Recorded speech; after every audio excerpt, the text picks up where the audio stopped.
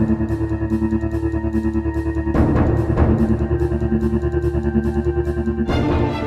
7 keys, wherever I put this into operation, and I've worked in many organisations, wherever I put it, I win.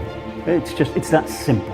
I've gone into companies that were losing money and turned them around, and I would say I didn't do anything. I just put in my 7 keys. You create an environment where winning is the norm. Hello, I'm Rikki Hunt, creator of the 7 keys to a winning culture. I've been in business now for over 40 years.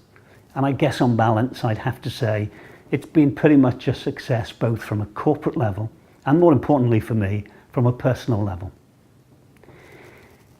It's based on that success that I decided to write down, I guess, how I ran these companies, how I did what I did, how I achieved what I achieved.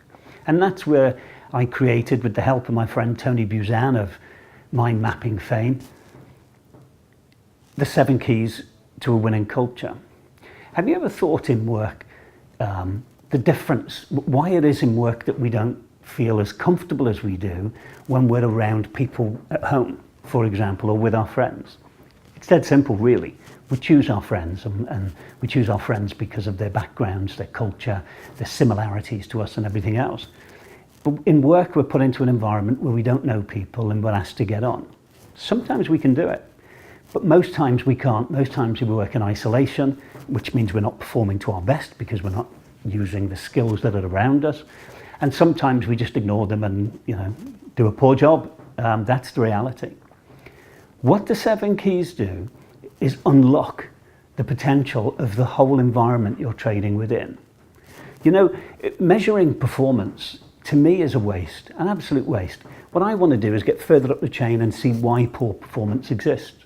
When I did that, I found a lot of the time it was poor performance as a result of poor behaviour somewhere in the organisation, whether it's mine or whether it's somebody else that's had an impact on me.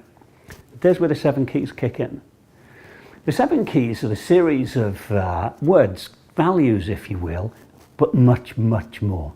It would be easy to say, here's the values of our organisation. They are improvement and ownership and blah. And that's fine, but there's a problem.